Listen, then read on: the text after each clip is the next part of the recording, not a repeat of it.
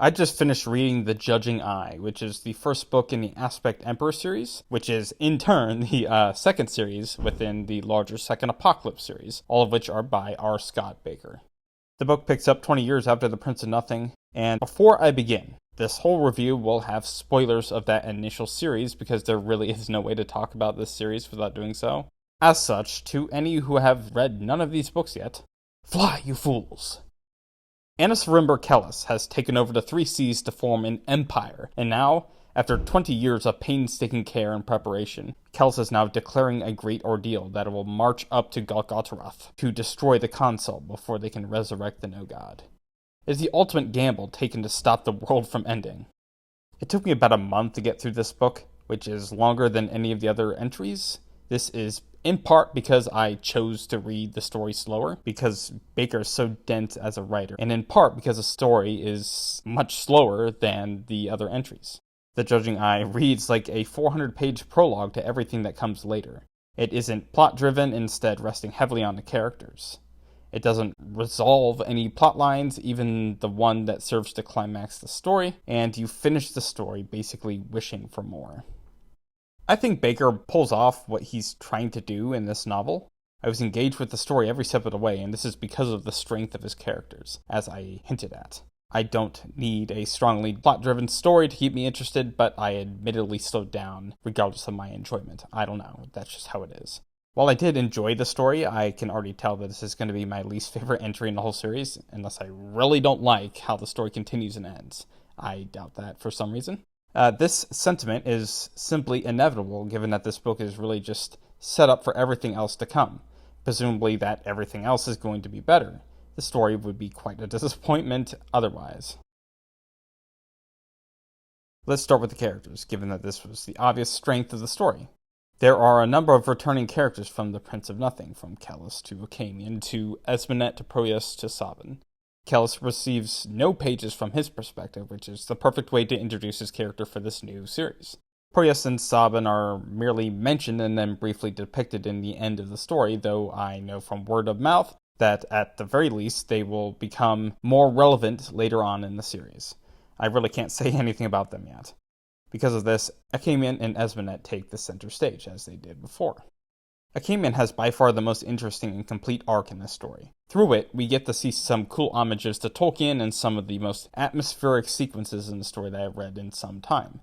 Additionally, not only is his story the only one that had a climax, his storyline also stands out as having some of the most interesting potential for the future of the story. And for his character especially, he is basically the ravished aftermath of what happened in The Prince of Nothing. He is embittered and fixated, and once he gets moving, you know that he's going to stir the pot in potentially horrific ways. Esmenet's story takes an interesting turn in this entry as well. In the previous series, she has climbed from the status of a prostitute to being the Empress, the second most powerful person in the Empire. But she finds that there are massive caveats to take with this, and she is now expected to confront these major hills looming before her. At this point in the story, she is not quite the empowering character that I think some people were hoping her to be, but it is also the beginning of the story, with no climax or even complete arc to be seen, so seeing how she tackles the coming issues could very well change that. The series also introduces several new characters. Mamara is a new perspective character, and she proves to be one of Bakker's more likable female characters. He was criticized for his portrayal of women in the original series, and it is clear that he listened to criticism. I personally did not think the female characters in the previous series were poorly realized, they just lacked variety and seemed to lack agency. Mara helps address this, as she is a headstrong woman whose motivation actually drives the other characters into action with her. And she is not relegated to a position of manipulation like Esmenet and Serway were in the first series, especially the latter. Sorwheel is the next major perspective added to the series, and he is a refreshing vantage point on the story that helps add more depth and uncertainty. He is also probably the most sympathetic character that Bakker has ever written, so I'm interested in the direction that he goes throughout the story. Chucky is another new perspective and is the youngest of Kellis's and Esmenet's children. All of Kellis's children through Esmenet are terrifying, with Chucky being an interesting twist that adds dimension and mystery, and I think he is one of the more fascinating characters that will develop over the course of the story in profound ways. Notably, the fact that he is the first child of Kellis to actually get a perspective is something that we should take note of. Satma, in her arrogant humility, is more peripheral, but also has the occasional perspective chapter. She represents one of the major factions in the story that will be a thorn in the side of Callus and Esmenet in the story to come. Her side of the story also has some of the weirdest scenes in the story yet, and I'm waiting with bated breath to see what depravity will arise in the future. But not really, I promise I'm not a freak. A side character that stands at the forefront for me is Lord Casoter. His presence and character are so compelling and fascinating to me, so it was inevitable that he would become my latest waifu. But seriously, I swear this kind of character always manages to jump to the very top of my favorites every time they show up on a page or screen.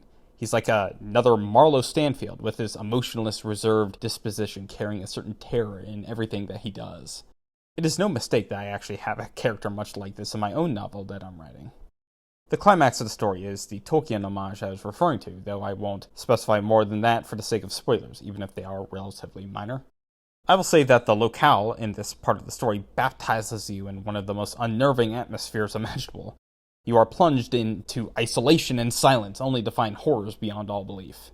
And while this sequence is great overall, I do think there are parts in the end that I thought could have been refined or executed a little better. There are parts that also lack clarity, though I'm not sure how to separate this from what I am mentioning above. It is also impossible to parse in a spoiler-free fashion, so I will leave it at that. As for the prose, my thoughts are much the same for the rest of his books, but I just have to mention that, again, Bakker has so much description that I envy and would like to emulate. And this is coming from someone who generally wants his prose to be grounded with the occasional flourish, so I think this says something. At the same time, related to my preferences, there are parts where I think Bakker could be a little less poetic and more grounded, because the descriptions or musings are a little too obscure. This about wraps up my spoiler-free thoughts. I thought the book was good for what it was, but the book was a 400-page prologue for everything else to come, so it is my least favorite book in the series so far. Overall, I thought the book was an enjoyable read. I will give it a 7 out of 10.